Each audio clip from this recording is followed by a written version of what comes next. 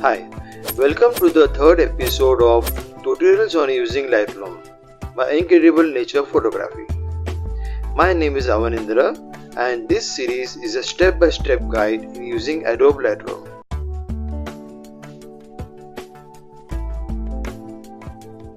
In the earlier episode, we learned the settings required for importing images into Lightroom and how to actually import images into Lightroom.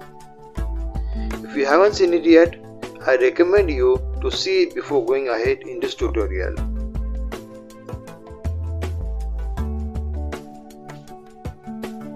This is the window you see after you have imported the images into Lightroom.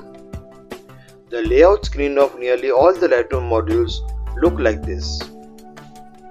At the top right hand corner, you will see the different modules of Lightroom: Library, Develop, Map, Book, Slideshow, Print and Web.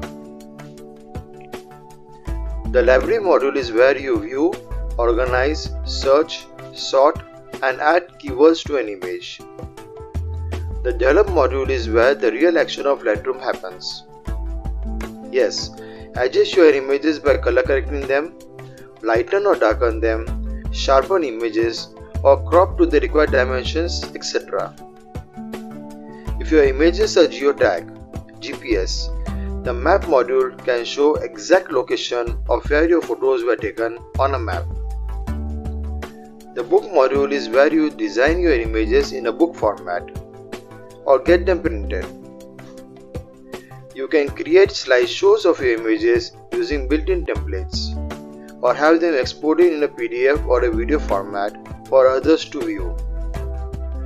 Printing module lets you print your images using templates on your printer. The Web module lets you create web pages, which you can upload on the internet.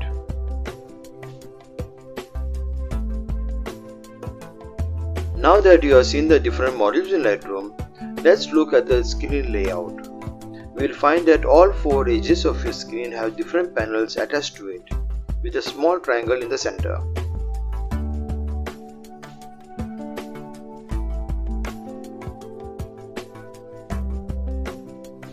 That triangle allows you to collapse or expand that particular panel. Any panel not needed for a particular task, you simply collapse it to make more screen space. The left and the right panels are further divided into sections, and each section has a name and a small triangle attached to it. You can click on the title or the triangle to expand or collapse each section. It is better to collapse the sections you don't use to make space for other sections. The bottom panel, the film strip panel, is special in the sense it is the only panel consistent throughout all modules. It displays the thumbnails of the images of the particular folder selected.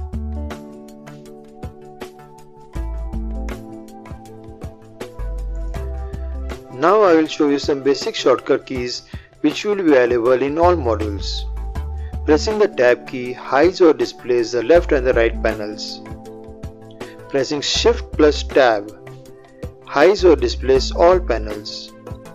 Pressing the L key cycles through 3 light off modes, which makes all the panels darker so that the image stands out on the screen. Pressing the F key toggles your images in the full screen view or vice versa.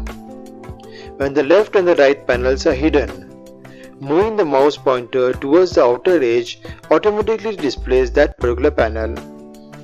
You can also resize any panel by moving the mouse pointer towards the inner edge of the panel till you get the double-headed arrow and then click dragging it.